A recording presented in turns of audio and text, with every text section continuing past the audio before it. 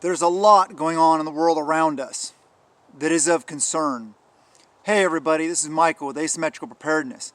And today we're talking about that, a bunch of other things. So I figured I'd just sit here and chat with you guys. There is a lot on the horizon. There's a lot of potential for things to happen. The housing market is on a huge bubble that historically will not last. How long will it last though? Yesterday's video we talked about moving, strategic relocation, whatever you want to call it, to a rural area with like-minded people. If you are thinking about doing that, I've heard a lot of things. I mean, I know I get people putting dates or times on things. It is kind of wary because nobody knows.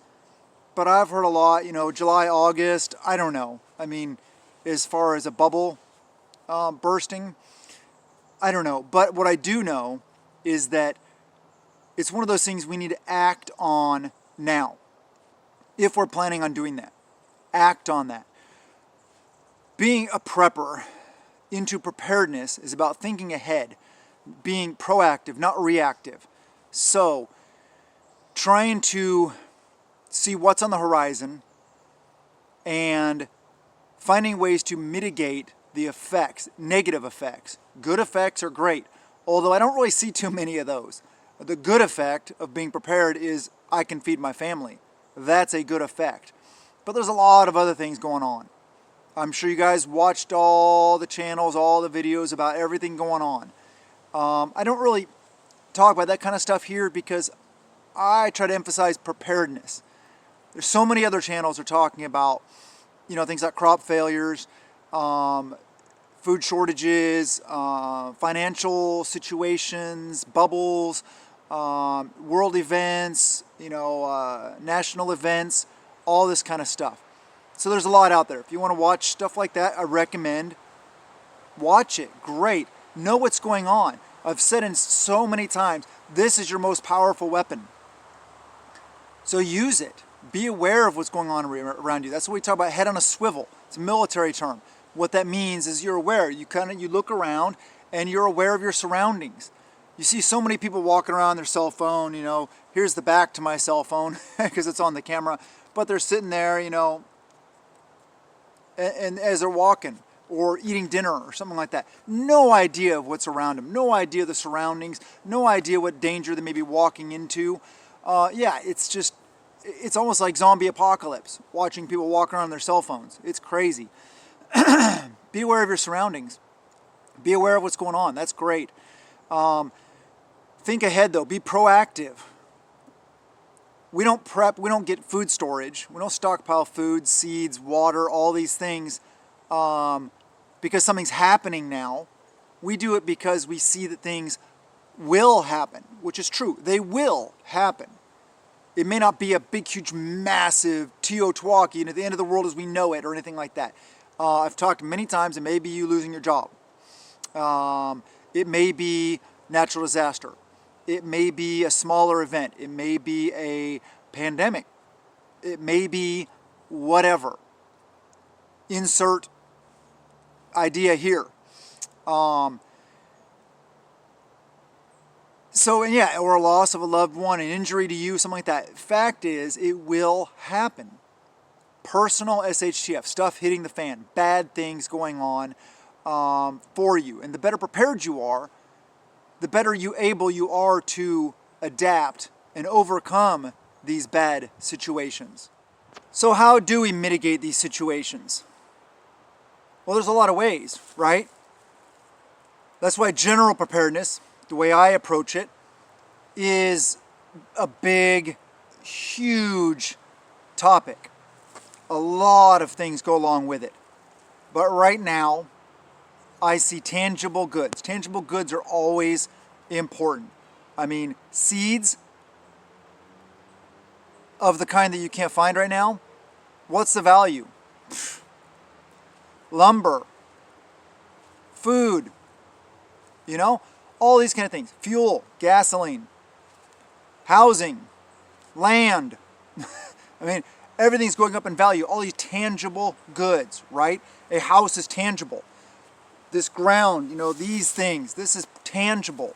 Food is tangible. It is things you can hold, things you can touch.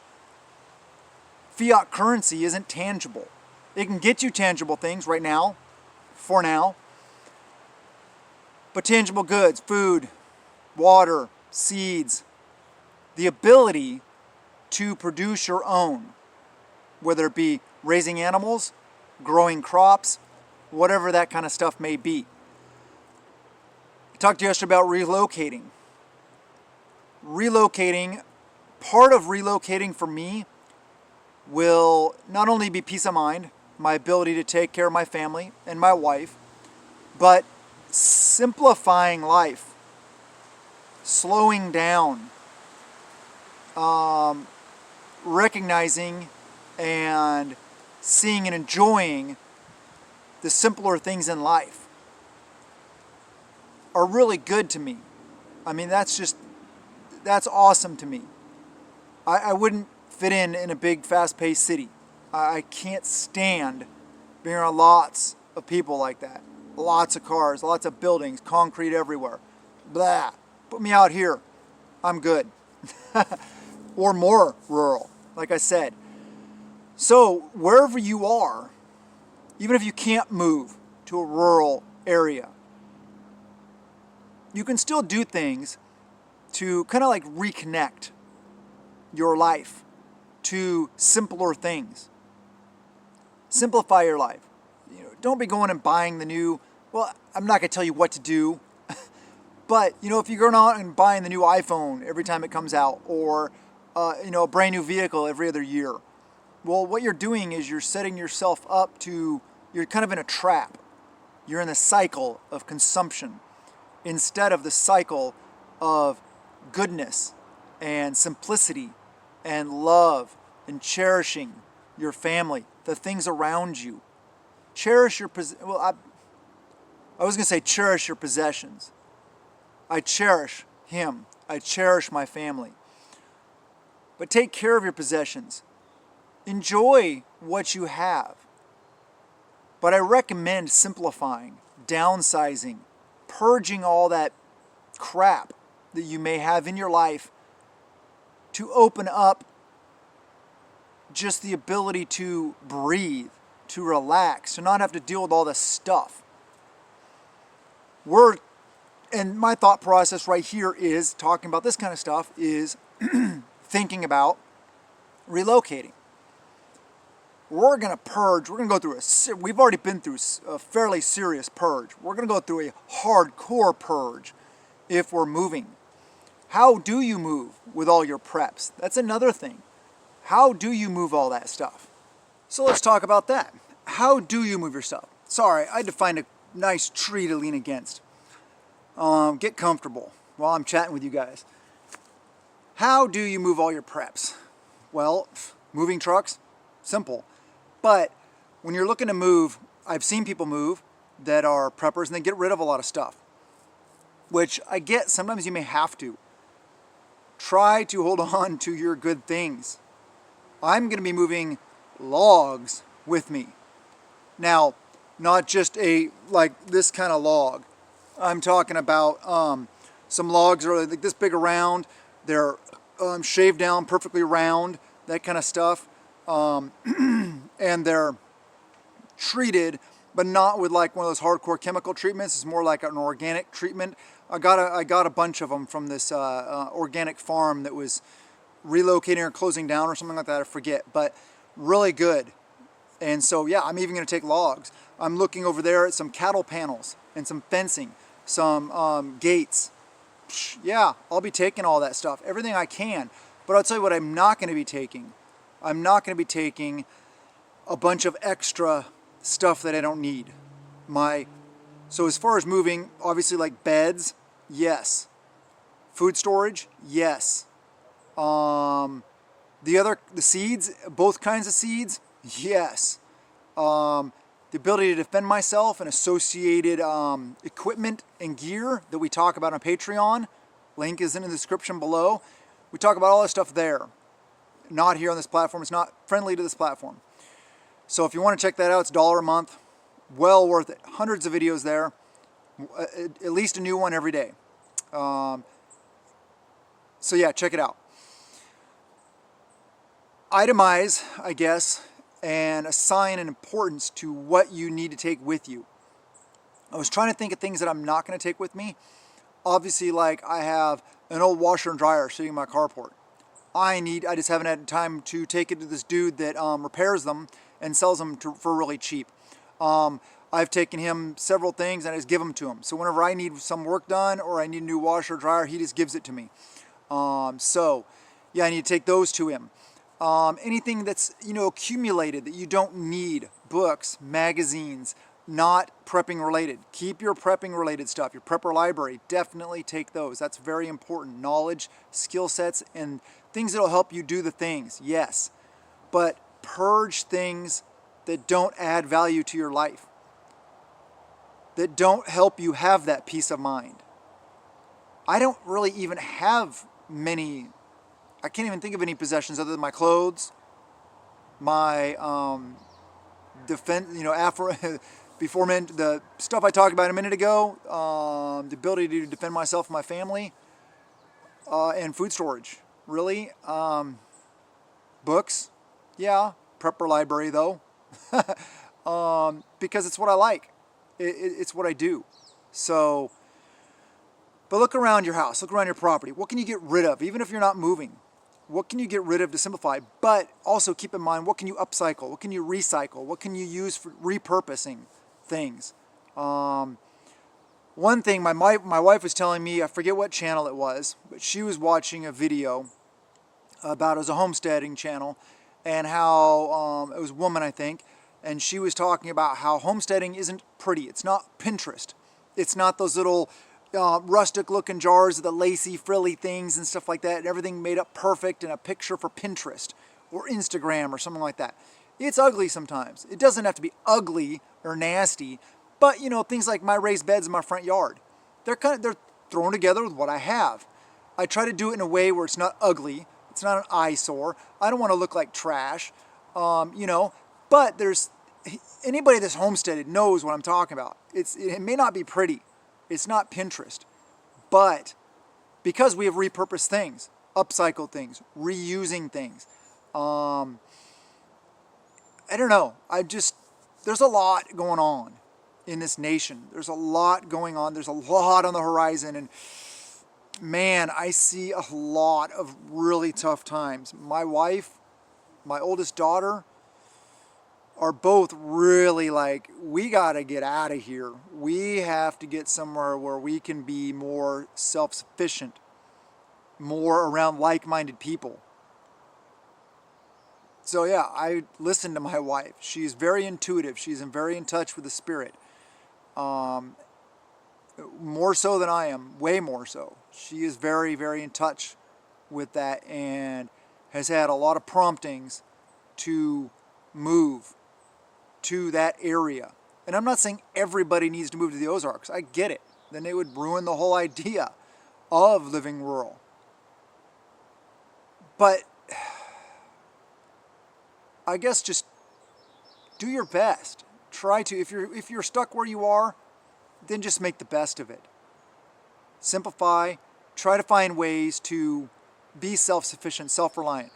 There was a comment, one of the subscribers here asked, small space gardening question, and that they did hydroponics or aquaponics. I forget the difference between the two of them. I don't know anything about them. I don't do them. But they asked if any other ideas I had. Yeah, container gardening. Containers you can put anywhere. And if they're small enough where you can pick them up and move them around, you can pick them and move them around all over the place. If you only get sun, if the sun only moves through part of your yard all day long, you can put them in the sun and then move them. Keep moving them so they stay in the sun, even. If you don't have a yard, there's grow lamps. There's vertical indoor gardening that you can do. There's a lot you can do. There's a lot of products around gardening that are for indoor use. You can convert an area of your home into like a greenhouse, even if you're inside an apartment, maybe even. Just throwing out ideas. I don't live like that, so I don't know per se. But self-reliance is freedom. Freedom from being controlled. It's not complete and total freedom. I get it. We're still under rule of law, which is fine. Rule of law is good. Rule of tyrannical law or bad laws is not that great, right? No, it's not. I'm a firm believer in free will. I'm not going to impede or do anything to get in the way of anybody else's free will. I will, encourage, uplift, maybe give advice, but I believe we each have free will. And God gave it to us. Let no man taketh away. I get it. We don't have total free will. I mean, there's laws against doing crack cocaine. Well, if you're a purist, hate to say it, but you believe in free will, free will might be that person has the right to do whatever they want. Shoot up cocaine. They have to deal with the consequences. I'm not advocating that by any stretch of the imagination. I think, obviously drugs are bad. Don't do them, don't want to do them, don't want to have anything to do with them, don't like them at all whatsoever, of course. It's one of those difficult things. Kind of like having a moral structure and having to, like free will, for example. You may not like what somebody's doing, but I feel that I should honor, even if I'm giving them advice to the contrary, I have to honor the fact that it's their free will when it comes down to it. I can be there and be, a voice of advice, of reason, and do the best I can to help people. But in the end, we all have free will. We are all responsible for our own actions. And they will have consequences. Be they good consequences or bad consequences. So, I personally want good consequences.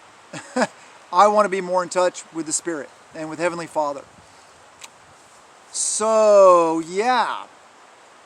I guess, what I'm trying to say is prepare for what's coming. I don't see much good on the horizon.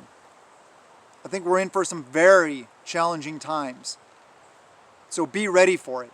Be as prepared as you possibly can. Get stuff now.